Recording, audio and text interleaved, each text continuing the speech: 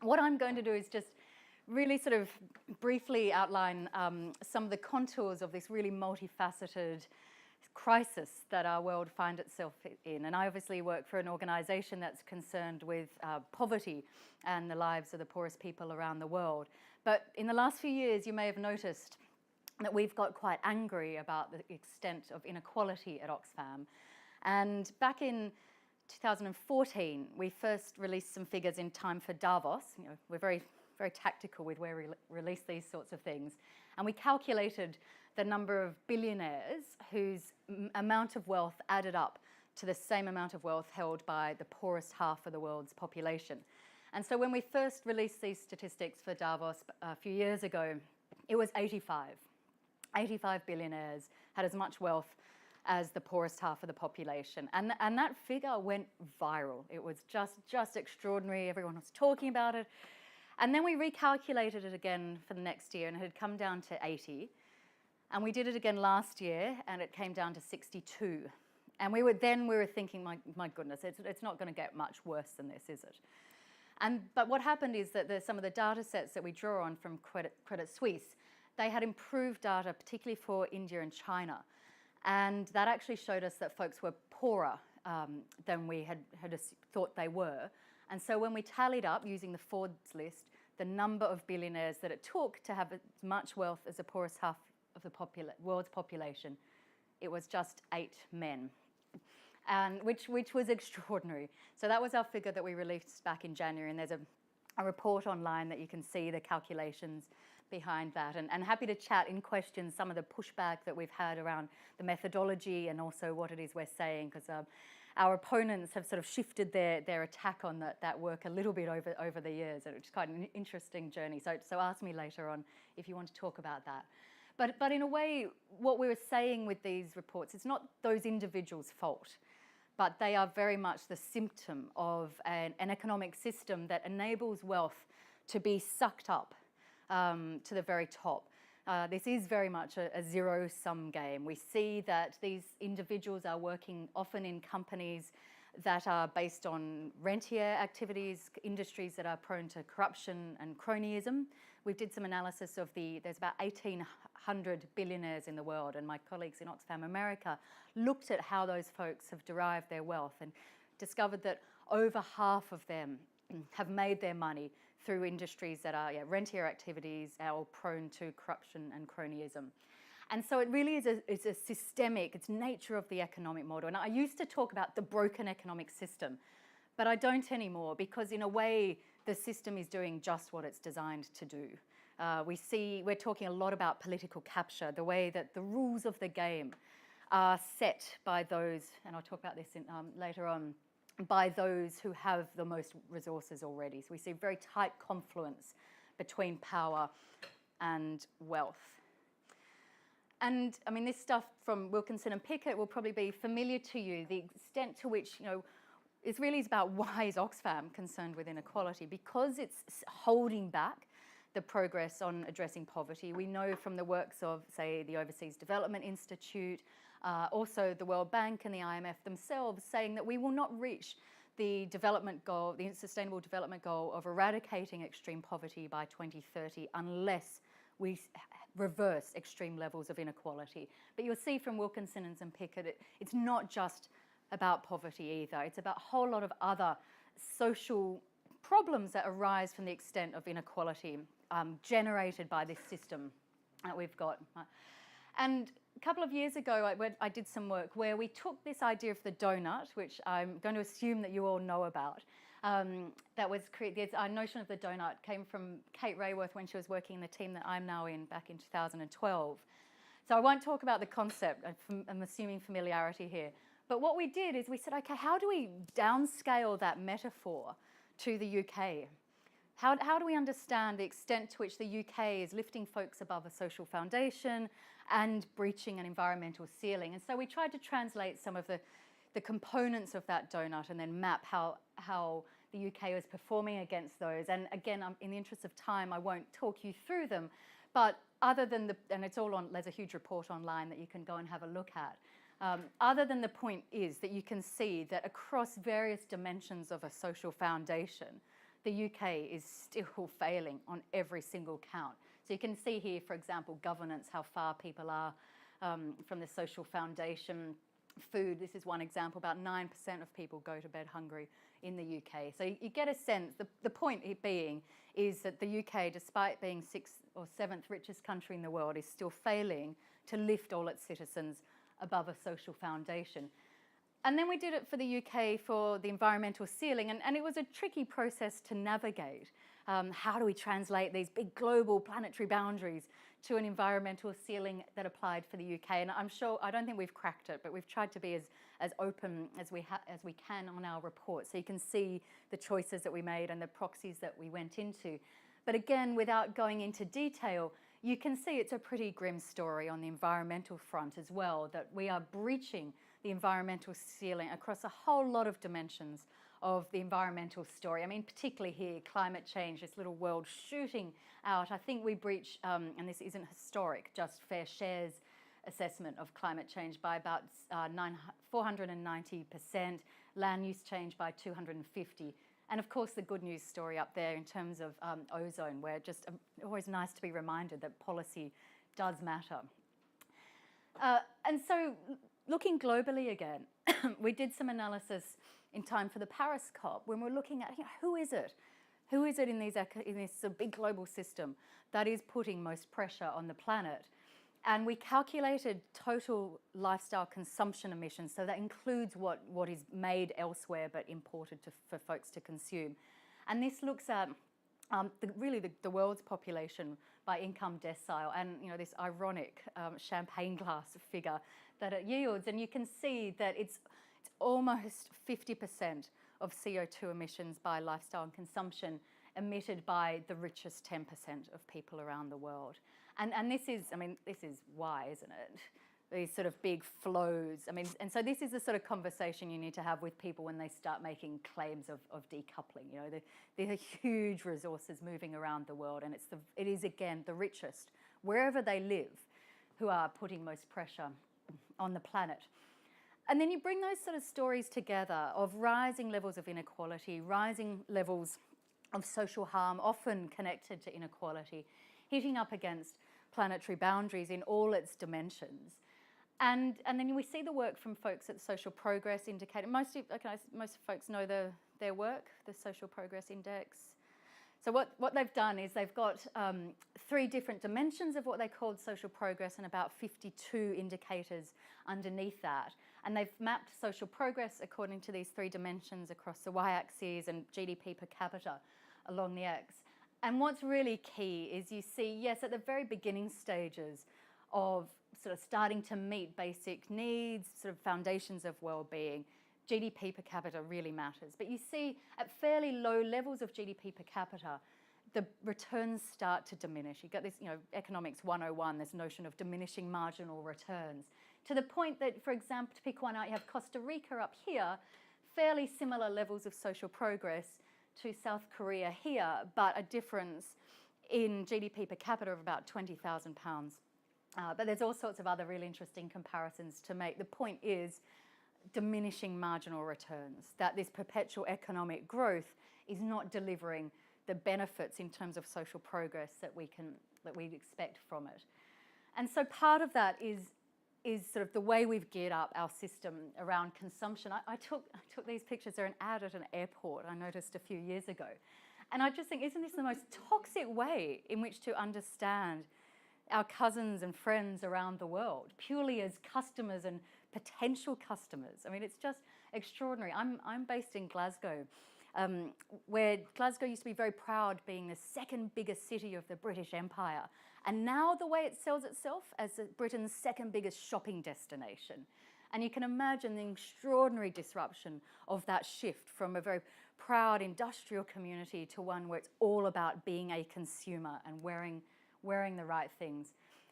And again, part of that, and this is partly what I was talking about before with political capture, is just how that system is geared up in a way that the success goes to the successful. The rich are able to rig the rules of the game, and so that they benefit again and again.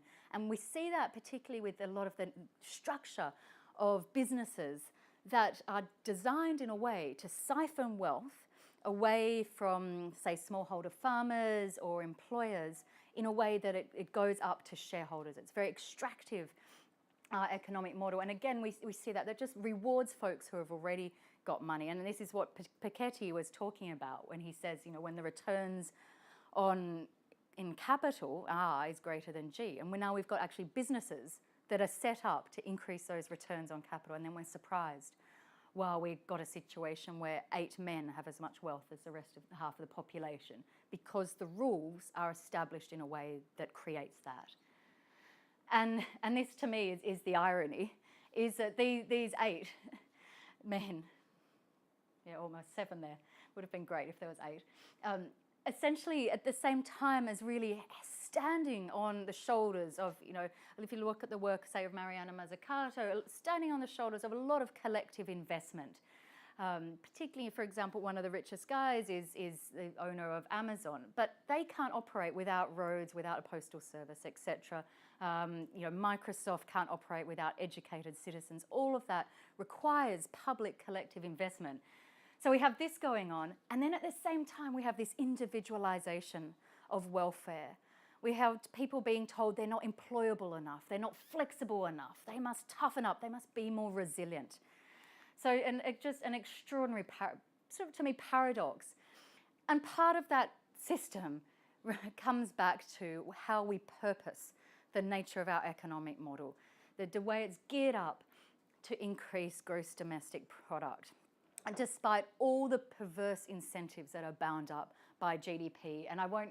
Can you read it at the back with the funny lighting? Yeah, I won't read it out, but it just, this notion of the GDP hero by Mark Kanowski, who's a Canadian economist, to me just sums up so painfully, but so beautifully, why GDP is not the sort of indicator of progress, not the measure of success that we should be using for our national economies.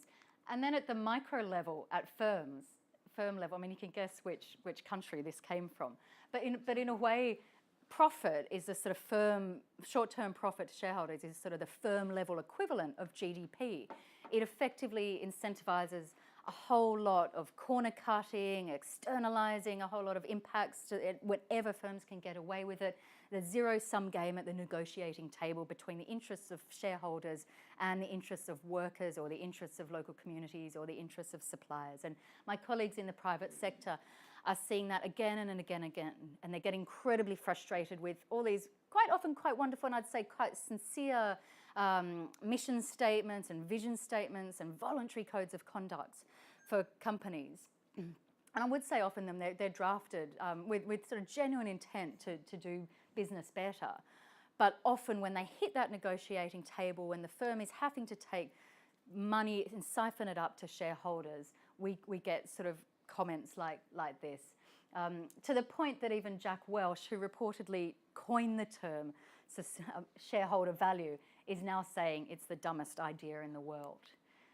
And we'd certainly concur with that. And this, of course, plays out at a micro level for individuals, where we've got an economy built around consumerism and individualization, and yet we know that shame and avoidance of shame is one of the most profound emotions that people can feel. And we see this with communities I used to work with when I was part of Oxfam's Scotland team. Communities in some of the poorest neighbourhoods in Scotland, where mothers particularly would consciously skimp on the food that they provide their kids in order to be able to make sure that when their kids walked outside and went to school, they weren't looking visibly poor, that they had the right phone, the right trainers, the right clothes. Now, these mums aren't stupid. They know they need to nourish their kids, but they had this separation between visible and invisible consumption. And that is society that pushes those sorts of pressures onto mothers to feel that the shame and stigma of being poor in the UK today is worse than not nourishing them through the right food. And then that sort of spurs these sort of efforts to try and console ourselves. I mean, I haven't talked about the precarious nature of the labour market. Perhaps we could do that in questions. But we know that people are feeling alienated and stressed, and that there's big economic decisions that are happening without them able to control them. And so Sergei Latouche talks, I think, a really, really powerful term of consolation goods, how we're spending so much money basically to console ourselves because of the pretty stressful, precarious, insecure lives. And there's this whole industry that have spun up about it. I didn't talk about uneconomic growth. The longer version of this talk talks quite a bit about uneconomic growth that Herman Daly talks about. Those of you who are ecological economists will be very familiar with the term defensive expenditures. But if you take that notion over to social policy as a concept of failure demand, where we know that so much of what local authorities particularly, but other levels of the state expend is because of our unequal system. So it's essentially the macro version of consolation goods, say a lot of remedial education, a lot of accident and emergency, a lot of the criminal justice system. We are spending because we're hurting communities and families and individuals on our way to try and increase GDP. And this stuff really is a matter of life and death. This is something that my friend Jerry McCartney, who works at the NHS in Scotland, has done. And you're probably familiar with Michael Marmot's version for London, but this is the Glasgow Train Map. And you can see if you live out here in sort of the West End where the university is, and it's really a nice part of town, men can expect to live for about 76 years. But for every train stop that you travel east, and you just get the other side of the city. I was saying to a friend the other day, if I was feeling really energetic, I could probably run that in about an hour, and I'm pretty slow. So it's not a very far distance. But by the time you get to Bridgeton, male life expectancy is down below 62 years. So a fall in life expectancy of 2 years for every train stop. And if you keep going east, it plummets even more. And so this angst that we're putting on people is extraordinarily a matter of life and death. And yet, this seems to be the prescription for change. We see people told to be more positive, to change their thinking, to be more resilient, just be happy, focus on their own thinking rather than the sort of circumstances around them. So if we're going to think about solutions, and I've got 5 minutes left, this is again the sort of be resilient version or win the race version of be positive. For those at the back of you, it's a cartoon of a city, and the little speech bubble says, I'm going mad, I need some space, some fresh air and some sky. And the reaction is, don't worry, darling, one day we'll get out of this madness, we'll be free, we'll go and live on the 92nd story. And why I like that is because it's basically saying, this is the solutions that we're being offered by mainstream economics, by conventional policy making, is just get to the top of the pile. Don't worry about changing the system at all. Just win that race. Yeah, get to the top where maybe circumstances are okay. Buy your way out of being impacted by climate change, etc. But what we really need to do is have a conversation about getting inside this donut space. And we're starting to call this the human economy in Oxfam. I'm interested in your feedback on that term. But that basically the human economy is one that works for people and planet. Nothing more complicated by that. But part of that is how we count what matters, how we measure what matters. And Kate mentioned the Humankind Index that we did in Scotland a few years ago. Very, very participatory, very much from grassroots up, reaching out to some of the most deprived communities in Scotland and saying to them, what do you need to live well in your community? Really happy to talk about that in Q&A. But it's also about a massive redistribution of resources. We know that poverty is an issue of wealth. It's about how so many people getting way more than their fair share. And so even, this is work done by folks at the ODI, even within countries, this is even putting aside global imbalances, we could eradicate a lot of poverty just by redistributing what's already there. It's also about, and Maja I think was going to talk a lot more about some of the solutions, but sort of really making the most of sunk assets. So circular economy, collaborative economy. This is up at Leeds, the Lilac community up there. These 4 washing machines serve 25 families. And just a really simple example of making the most of what we've already extracted out of the ground rather than 25 families having 1 washing machine each. Just a sweet little example. Another one is also how we redistribute work. And you'll be aware of these sort of conversations around automation. Tanya Murray-Lee says that there are about 1 billion people across the world who are surplus to the interests of the global capitalistic production system. And so if we're going to get our handle on making sure that these folks have purpose, we're going to have to start sharing the available work, however that work is defined, and we can again have a conversation about gender. This is, the core economy. this is a little place just on the east coast of Scotland called Dunbar, and they've taken over their bakery. What's key is these words here: the proprietor is the community.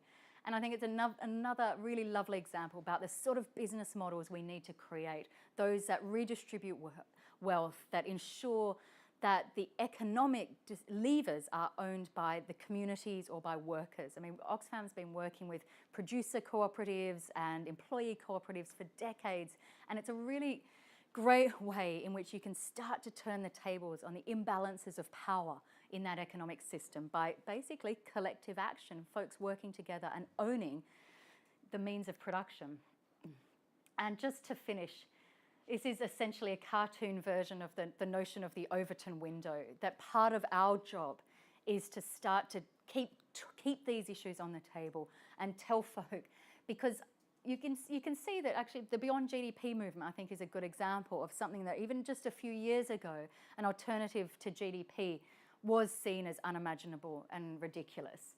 But it's, I think the case is being made fairly strongly that GDP is not working. We saw last May The Economist had a big leader on the flaws of GDP. We've got the World Economic Forum has got a big site on its website around how we need to go beyond GDP. So things start to move. And I think this is just, to me, a bit of a motivational cartoon to remind us that this sort of conversation does take time. Maja's going to tell us how to do it, though. Thank you. Great. Thank you very much. That was actually perfect, just for me to weigh in now. Two words on why a possibilist. I think it comes because I've been trained with Gramscian thinking, so political economy with a strong notion of hegemony. And the question that he's been kind of tackling when coming up with his concept of hegemony was, how can we explain that so many people go with a system, when he was talking about democracy under capitalism, that it's absolutely unequal, but still they accept it, or at least they go along with it. How can that be? How can we find an explanation for that? And one of the things that he brought forward that I feel is a lot missing in many of the structural accounts of economic change and development, even the critical ones, is the people's affirmation, or at least acceptance, or at least feeling of there is no better way. And he's brought forward this idea of hegemony as the narrative, both the common sense, explanations about how the world works, the canonized knowledge, what is being taught in our institutions, but also, of course, the narratives and the behavior and the routines of especially those in a society that have made it, quote unquote, so rather well off. And the kind of stories that are being told, which create legitimacy, creates justification, but also create answers for those that might start feeling a bit cognitive dissonance by the total disequilibria. And for me, that was one of the key insights with which I was going into finding out, why do we as societies not go towards bringing about sustainable prosperity when all the people I talk to think that's a great idea? And this is why I've gone back and forth between campaigning and academia. So for me, the thinking was always a tool for doing practice differently.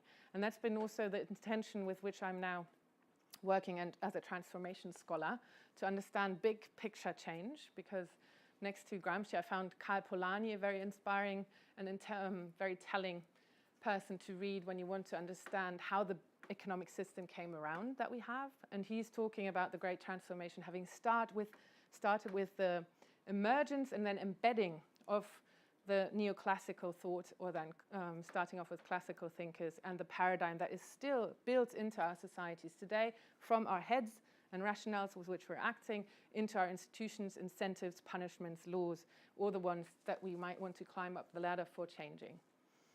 And this is how I've been going about writing the book, because transformation scholars are saying, oh, we can only know ex post if a transformation really has happened. We don't know right now if it's going to be a transformation or a relapse or a calibration of the old system, but ex post we'll be able to see a transformation has taken place. And I thought, well, that's great, but we want to also act towards transformation intentionally if we feel that we want to change it. So how can we understand this? Because a lot of transformation talks about cascading innovations or diffusion of ideas and those elements. And I thought, but how does diffusion take place? How are things cascading? And it brought me back to the people. And this is, of course, how are people motivated? How do people instill change, make sense of where they're going? Where's the purpose coming from with which they're engaging in societies? There I went back to Gramsci. And then if the transformations are supposed to foster sustainable developments, because we, of course, can have very different types of transformations.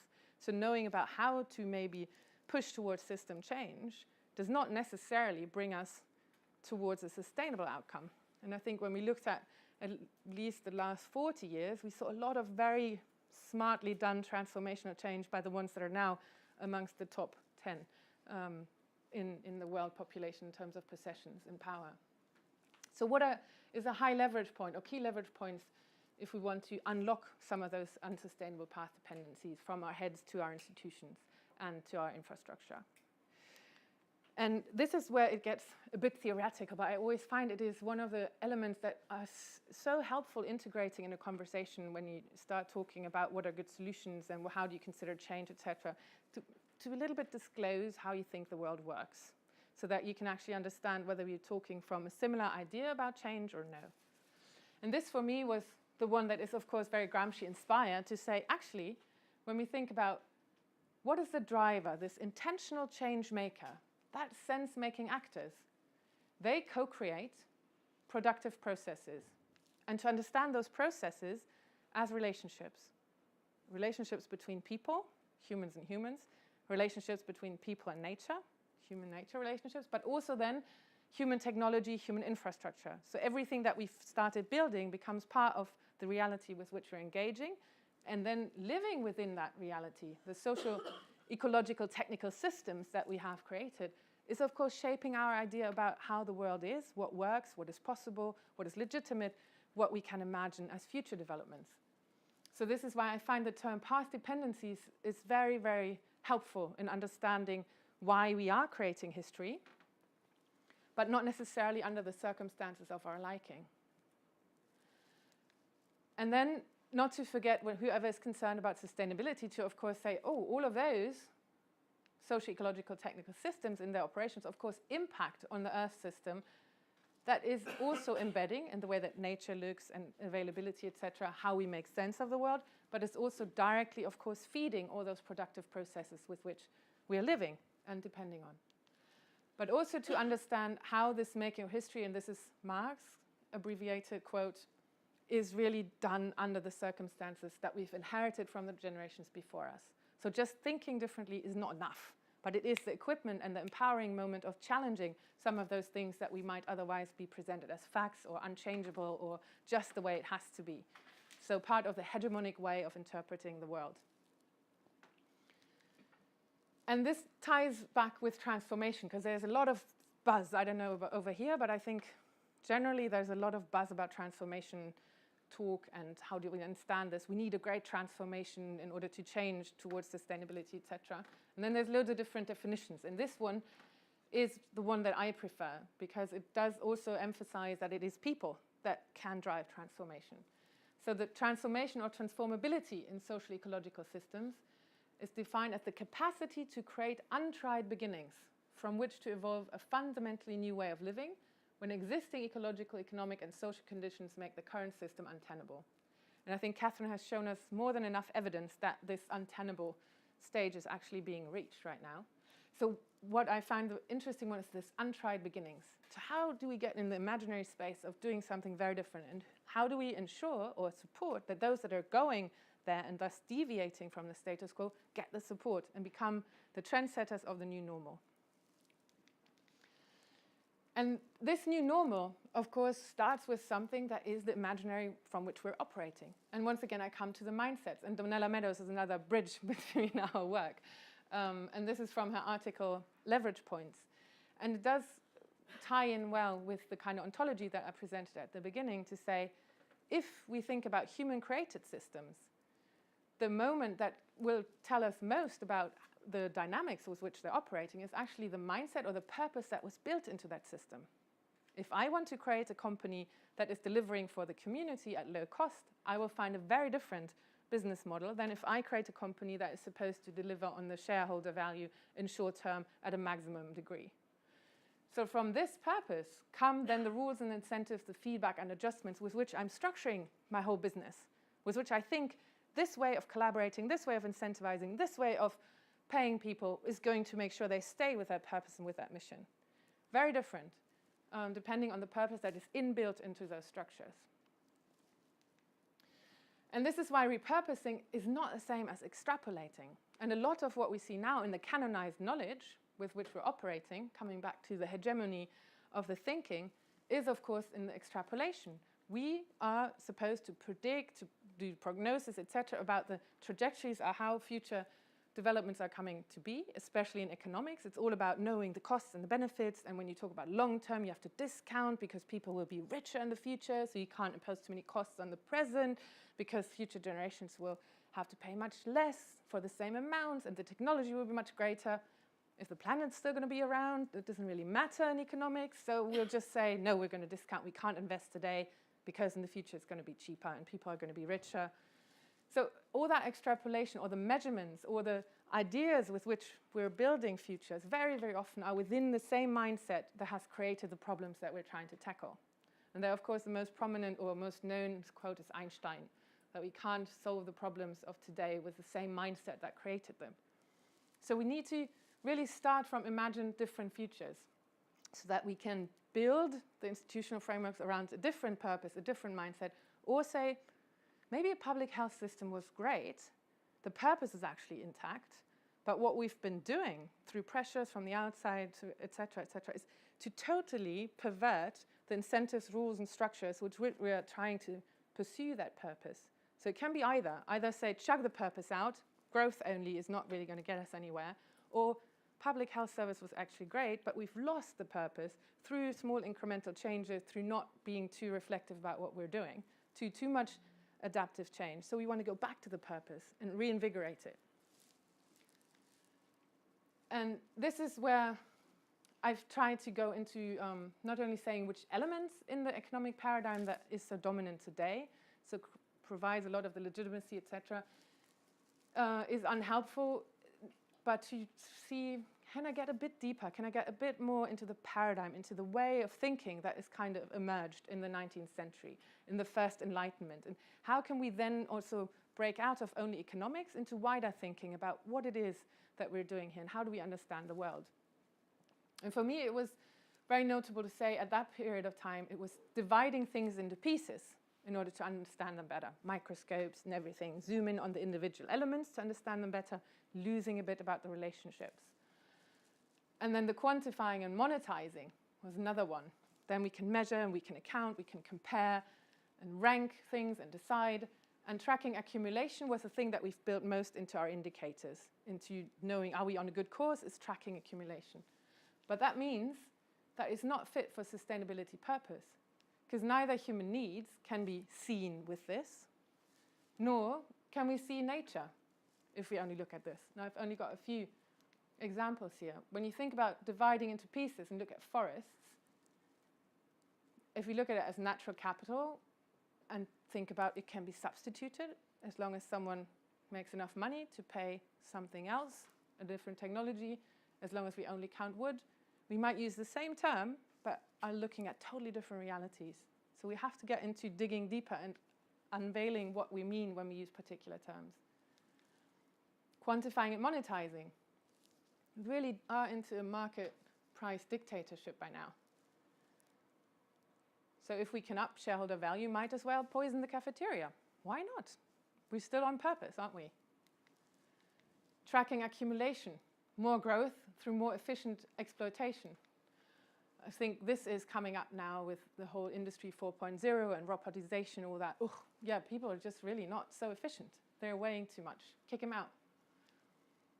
And once again, let's keep the shell but lower the quality so that the turnover gets upped when we are selling more and more goods in shorter periods of time. Comparing and ranking. This is from Tim Kasser's work. Cost-benefit thinking, happiness through consumption. Is this really going to get us somewhere? Is this really going to change the lever? Or are we just going to choose who we compare to in order for not having to change? Or being fearful that we might go down the ladder when we stop consuming as much? And this is why I feel changing the way we think, changing the way we argue, and changing the way we justify things is actually a fundamental high leverage point in how we can even enact bigger change. And this is a graph from, oh, and yeah, you got the German version and the first one. The other ones are English, I promise. From Transformation Science. They try to, it's my last graph, they try to understand a bit more, how does bigger change happen? And so they divide into micro level, meso level, and macro level. And the definition or the distinction here is not so much about size, it's also size, but also about changeability. So where can things change faster, and what time horizons are we looking at? And of course, the higher you get, the more entwined the systems are, the more the causal links that you will have to change when you're trying to change stuff. And so the idea is that the niche level is the one where faster change can happen and more radical change can happen. Whereas the higher you get into science, into rules and laws and market structures, social practices, but also established technologies, the longer it takes to get out of those path dependencies. And then on the macro level, usually they put a lot of things together. I put ecosystems out. There's also paradigms and market structures, but I feel the paradigms deserve to be on top, because there's this overarching explanation of why all this should be maintained, or why is this justifiable? Why do we keep this? All of that is being fed by the worldviews, vision, paradigms, narratives that we have established, the hegemonic ways of doing things. And it also means that we can add a mini me and you level, because we are carriers of this world view and paradigm. So we can challenge. We can sit in science. We can start a new niche thing. We can be individuals that are going to bring forward a different way of looking at things, that are going to challenge the factual ways of presenting why things have to be. And in doing so, we surely, over time, are also going to change the worldviews and paradigms, the established narrative about where the world is going and why a particular purpose to pursue in this society is a good or a bad one. And with this, I think we can open up. I'm sorry, but I've tried to present some of the ideas that I found in my own work to really be helpful, and it's always an additional ammunition I found when you have a theoretical grounding and founding of what you're doing. And I'm very happy to suss out the kind of similarities and traits in how this kind of thinking can inform the kind of work that you're doing. It's all summarized in there with 4 case studies, actually, on transition towns, the commons, and the common good economy, and beyond GDP initiatives, where I was myself absolutely surprised and excited about the similarities when you think about the paradigm, where I criticized the one that is not working, and I just looked at what kind of paradigms do they put forward, and there were so many similarities that I thought, wow, this is starting a wave. This is not single individual utopianists. This is really a paradigm shift in the making, and that means that we're into the transformation at least, and have to fight for the new paradigm to come around. And it's open access, so you can download the whole thing. Thank you.